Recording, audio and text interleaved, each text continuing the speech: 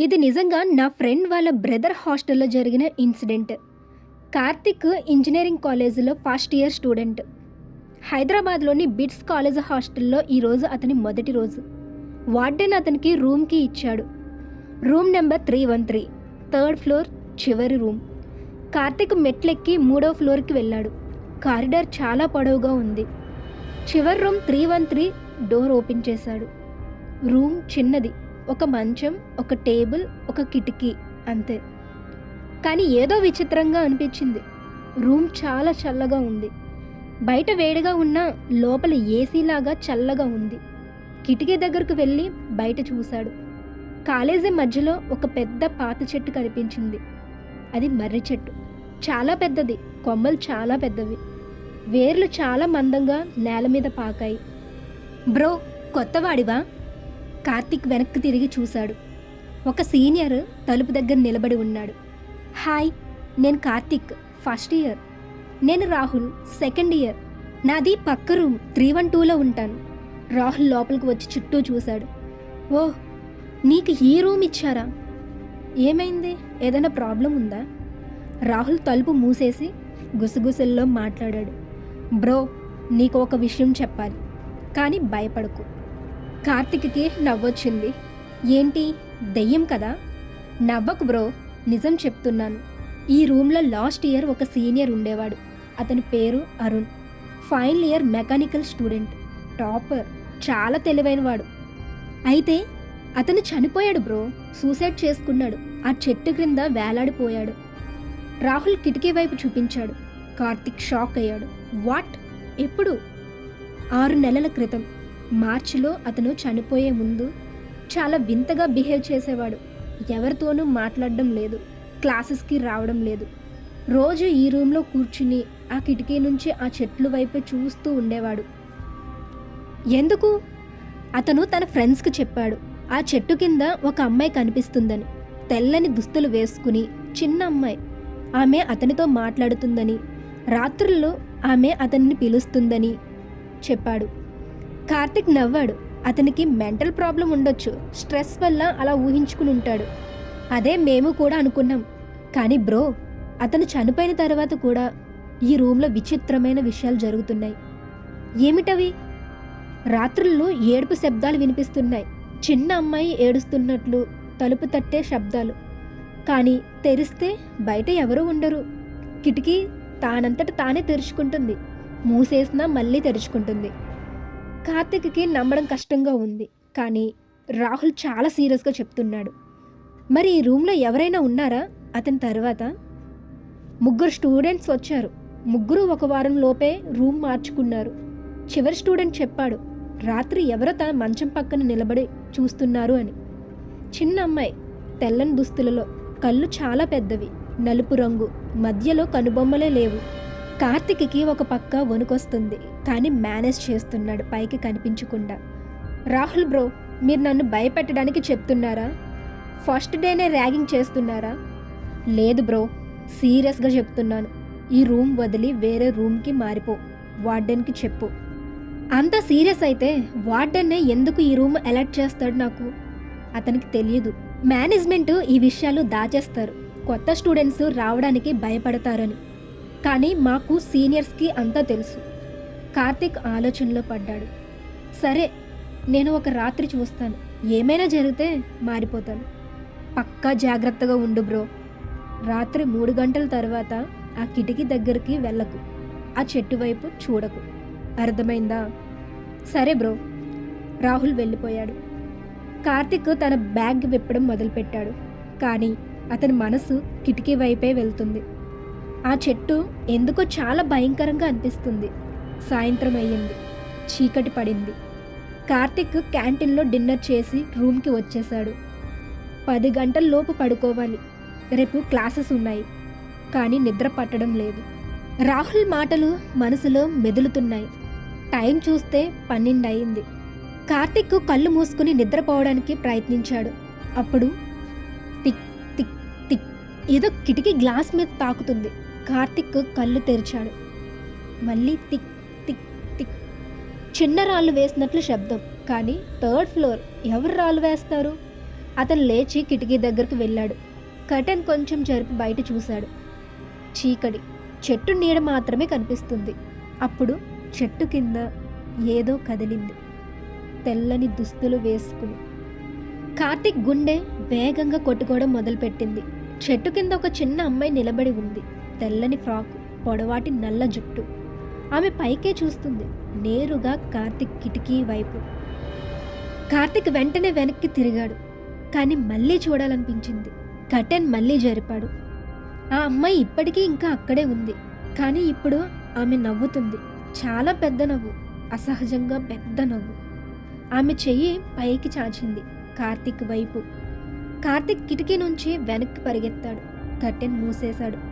గుండె వేగంగా కొట్టుకుంటుంది. చెమట పట్టింది. నా ఇమేజినేషన్, కేవలం షాడో అంతే. అతను తన్ను తాను ఓదార్చుకున్నాడు. లైట్ ఆఫ్ చేసి మంచం మీద పడుకున్నాడు. కళ్ళు మూసుకున్నాడు. అప్పుడు గుసగుసలు వినిపించాయి.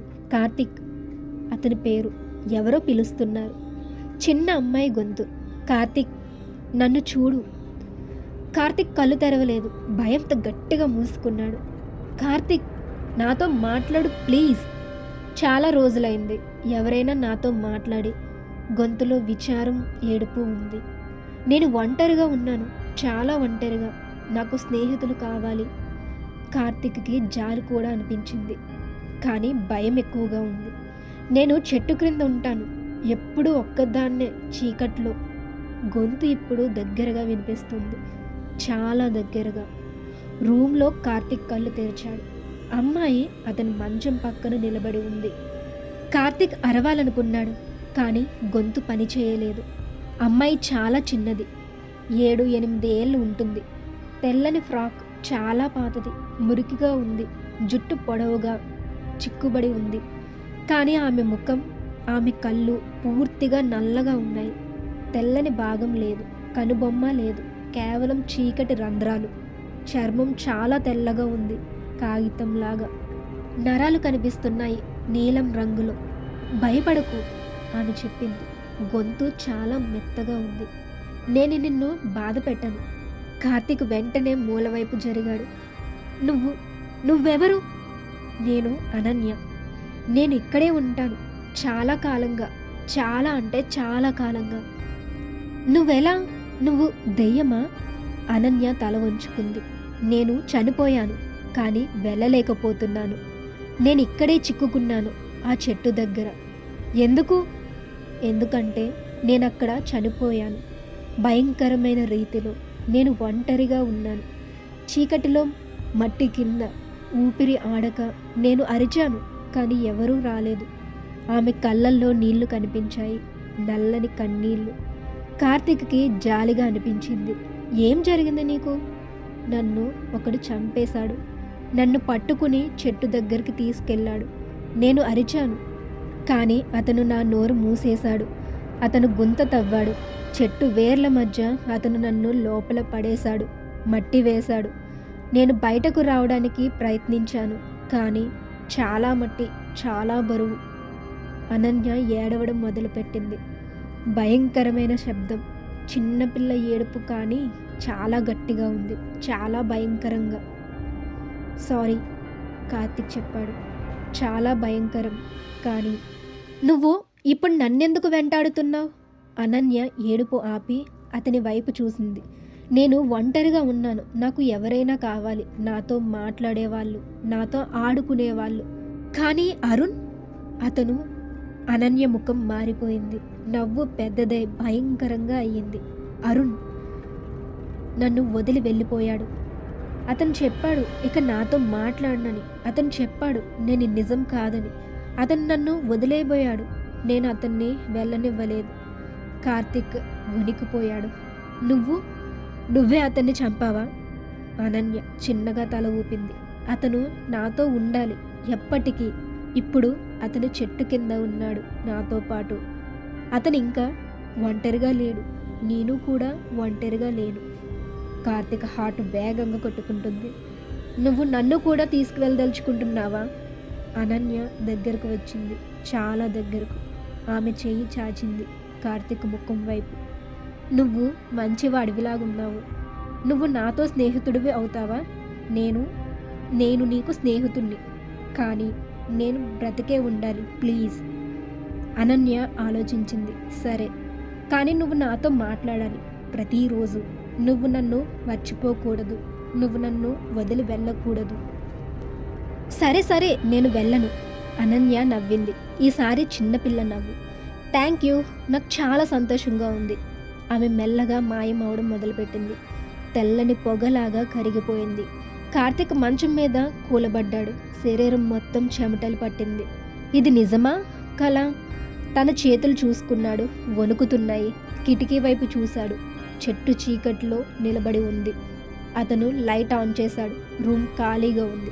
కానీ గాలిలో ఇంకా ఆ వాసన ఉంది. కుళ్ళిన వాసన, మట్టి వాసన, చావు వాసన. తర్వాత రోజు ఉదయం కార్తీక్ రాహుల్ రూమ్కి వెళ్ళాడు. బ్రో, నువ్వు చెప్పింది నిజం. నేను ఆమెను చూశాను. రాహుల్ షాక్ అయ్యాడు. వాట్? నిజంగా? ఏం జరిగింది? కార్తీక్ రాత్రి జరిగిన ప్రతి విషయం చెప్పాడు. రాహుల్ పాలిపోయాడు. బ్రో, ఇది చాలా డేంజరస్. నువ్వు వెంటనే ఈ రూమ్ మార్చుకోవాలి. కానీ నేను ఆమెతో ప్రామిస్ చేశాను. నేను ఆమెతో మాట్లాడతానని, నేను వెళ్ళకూడదని. కార్తీక్, అది ఒక ప్రామిస్ కాదు, అది ఒక ట్రాప్. అనన్య అరుణ్తో కూడా అదే చెప్పింది. చూసావా ఏం జరిగిందో? కానీ నేను ఆమె స్నేహితుడిని అవుతానని చెప్పాను. బ్రో, ఆమె దెయ్యం. ఆమె నిన్ను మారుస్తుంది మెల్లగా. నువ్వు తెలుసుకునే లోపే నువ్వు కూడా ఆమెలాగా అవుతావు ఆ చెట్టు కింద మట్టిలో. కార్తీక్ భయపడ్డాడు. అయితే నేనేం చేయాలి? రూమ్ మార్చుకో వెంటనే, ఈ రోజే. కానీ ఆమె కోపం తెచ్చుకుంటే, ఆమె నన్ను బలవంతం చేస్తే? రాహుల్ ఆలోచించాడు. మనం ఒక పండితుడిని పిలవాలి, లేదా ఎవరైనా గోస్ట్ హంటర్ని ఈ విషయం సాల్వ్ చేయించాలి. ఎవరికైనా తెలుసా? మై ఫ్రెండ్ కజిన్ ఒక తాంత్రికుడు. అతను ఈ విషయాలు డీల్ చేస్తాడు. నేను అతనికి కాల్ చేస్తాను. రాహుల్ ఫోన్ చేసి నెంబర్ డయల్ చేశాడు. హలో భైరవ్ అన్నయ్య, నాకు హెల్ప్ కావాలి. మా కాలేజ్ హాస్టల్లో జరిగిన విషయం అంతా చెప్పాడు. ఆ సాయంత్రం భైరవ అనే వ్యక్తి హాస్టల్కి వచ్చాడు. అతను 40 ఏళ్ల వ్యక్తి. నల్ల దుస్తులు, మెడలో రుద్రాక్షమాల, చేతిలో ఒక చిన్న బ్యాగ్. ఎక్కడ ఆ రూమ్? అతను అడిగాడు. కార్తిక్ అండ్ రాహుల్ అతనిని 313 రూమ్కి తీసుకెళ్లారు. భైరవ లోపలికి వెళ్ళి చుట్టూ చూశాడు. కిటికీ దగ్గరికి వెళ్ళి చెట్టు వైపు చూశాడు. ఓ, ఇది చాలా పాత ఎనర్జీ, చాలా డార్క్, చాలా బలమైనది. మీరు సాల్వ్ చేయగలరా? కార్తిక్ అడిగాడు. భైరవ తల ఊపాడు. కష్టం, కానీ ట్రై చేస్తాను. కానీ మొదట నేను ఆ అమ్మాయితో మాట్లాడాలి. ఆమె నిజంగా ఏమిటో తెలుసుకోవాలి. ఎలా? ఆమెను పిలవాలి. రాత్రి నువ్వు ఇక్కడ ఉండాలి. నేను కూడా ఉంటాను. కార్తిక్ భయపడ్డాడు, కానీ అంగీకరించాడు. రాత్రి 11 గంటలు. భైరవ రూమ్లో నేల మీద తెల్ల చక్రం గీశాడు. కార్తిక్ అండ్ రాహుల్కి బయట వెళ్ళమని చెప్పాడు. లేదు, నేను ఇక్కడే ఉంటాను అని కార్తిక్ చెప్పాడు. ఆమె నన్ను నమ్ముతుంది. భైరవ అంగీకరించాడు. సరే, కానీ చక్రం లోపల ఉండు. ఏం జరిగినా బయటకు రాకు. కార్తిక్ చక్రం లోపల కూర్చున్నాడు. భైరవ మంత్రాలు చదవడం మొదలుపెట్టాడు.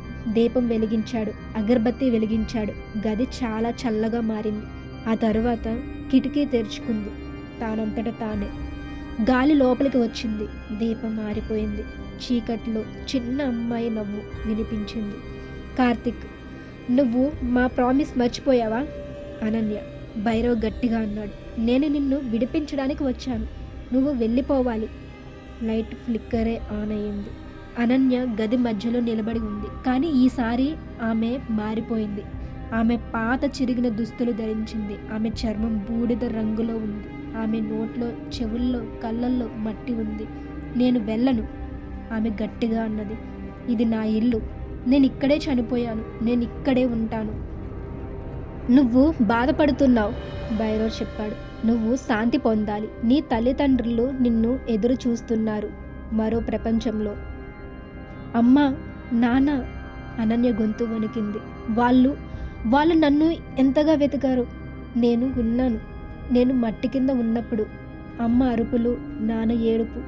కానీ నేను సమాధానం చెప్పలేకపోయాను. ఆమె ఏడవడం మొదలుపెట్టింది. అనన్య, నీకు ఇక బాధ అక్కర్లేదు. నువ్వు వెళ్ళిపోతే నువ్వు వాళ్ళను కలుసుకోవచ్చు. నువ్వు సంతోషంగా ఉంటావు. కానీ నేను ఒంటరిగా భయపడుతున్నాను. నువ్వు ఒంటరిగా ఉండవు, నేను నీకు మార్గం చూపిస్తాను. భైరవ మంత్రాలు చదవడం మొదలుపెట్టాడు. గట్టిగా, వేగంగా. గది కంపించడం మొదలుపెట్టింది. అనన్య అరవడం మొదలుపెట్టింది. లేదు, లేదు, నేను వెళ్ళను. ఆమె రూపం మారడం మొదలుపెట్టింది భయంకరంగా. ఆమె నోరు పెద్దదయ్యింది, పళ్ళు పదునైనవి అయ్యాయి, కళ్ళు రెడ్ అయ్యాయి. నేనిక్కడే ఉంటాను, ఇది నాది, నా ప్రదేశం. ఆమె భైరవ వైపు దాడి చేసింది. కానీ చక్రం ఆమెను ఆపింది. ఆమె అదృశ్య గోడకు తగిలినట్లు వెనక్కి పడిపోయింది. భైరవ ఒక చిన్న సీసా తీశాడు. లోపల పవిత్ర నీరు అనన్య మీద చల్లాడు. అనన్య అరిచింది. భయంకరమైన అరుపు, గాజు పగిలినట్లు శబ్దం. ఆమె నేల మీద పడి కుంచుకుపోయింది. ప్లీజ్, ప్లీజ్, నన్ను వెళ్ళనివ్వవద్దు. నేను మళ్ళీ చీకట్లో ఒంటరిగా ఉండను. కార్తీక్ చక్రం నుంచి బయటకు వెళ్ళబోయాడు. కానీ భైరవ ఆపాడు. ఆగు, ఆమె ట్రాప్ చేస్తుంది నిన్ను. కానీ కార్తీక్ వినలేదు. అతను బయటకు వెళ్ళి అనన్య దగ్గరకు వెళ్ళాడు. అనన్య, నువ్వు వెళ్ళాలి, నువ్వు శాంతి పొందాలి. నేను నీతో ఉంటాను చక్రం దగ్గర వరకు. నువ్వు ఒంటరిగా ఉండవు. అనన్య అతని వైపు చూసింది. ఆమె భయంకర ముఖం మెల్లగా చిన్న అమ్మాయి ముఖంగా మారింది. నిజంగా నువ్వు నాతో వస్తావా అని అడిగింది. చక్రం దగ్గర వరకు. తర్వాత నువ్వు ఒక్కదానివే వెళ్ళాలి. కానీ నువ్వు భయపడకూడదు. నీ అమ్మా నాన్న ఎదురు చూస్తున్నారు. అనన్య కొంచెం ఆలోచించింది. తర్వాత నెమ్మదిగా లేచింది. సరే, నేను వెళ్తాను. భైరవ మంత్రాలు కొనసాగించాడు. గదిలో తెల్ల కాంతి కనిపించడం మొదలయ్యింది. చక్రం మధ్యలో అది మార్గం. భైరవ చెప్పాడు, నువ్వు ఆ కాంతిలోకి వెళ్ళు. అనన్య కాంతి వైపు నడిచింది. కార్తిక్ ఆమె పక్కన నడిచాడు. కాంతి దగ్గర అనన్య ఆగింది. థ్యాంక్ యూ కార్తిక్, నువ్వు మంచివాడివి. గుడ్ బై అనన్య, శాంతిగా ఉండు. అనన్య నవ్వింది, చిన్న పవిత్రమైన నవ్వు. తర్వాత ఆమె కాంతిలోకి నడిచింది. కాంతి ప్రకాశవంతంగా అయింది. ఆ తర్వాత మాయమైంది. గది సాధారణంగా మారింది. అనన్య వెళ్ళిపోయింది. 2 వారాల తరువాత కార్తీక్ ఇంకా రూమ్ 313లోనే ఉన్నాడు. కానీ ఇప్పుడు ప్రశాంతంగా ఉంది. విచిత్ర శబ్దాలు లేవు, చల్లని గాలి లేదు, కిటికీ తెరుచుకోవడం లేదు. అనన్య నిజంగా వెళ్ళిపోయింది. కానీ ఒకరోజు కార్తీక్ తన టేబుల్ మీద ఒక కాగితం చూశాడు. అది పిల్లల డ్రాయింగ్, క్రయాన్స్తో గీసింది. 2 ఫిగర్స్, ఒకటి పెద్దది, ఒకటి చిన్నది, చేతులు పట్టుకుని నవ్వుతూ. కింద చిన్న అక్షరాలతో వ్రాసి ఉంది, థ్యాంక్ యూ మై ఫ్రెండ్, నేను ఇప్పుడు హ్యాపీగా ఉన్నాను అనన్య. కార్తీక్ నవ్వాడు. కళ్ళల్లో కొంచెం నీళ్లు వచ్చాయి. అతను డ్రాయింగ్ని తన బోర్డు మీద పిన్ చేశాడు. ఆ రాత్రి అతను కిటికీ దగ్గర నిలబడి చెట్టు వైపు చూశాడు. చెట్టు ఇప్పుడు భయంకరంగా కనిపించడం లేదు, కేవలం ఒక పాత చెట్టు. గాలిలో అతనికి చిన్న అమ్మాయి నవ్వు వినిపించినట్లు అనిపించింది. సంతోషమైన నవ్వు. తరువాత అంతా ప్రశాంతంగా ఉంది.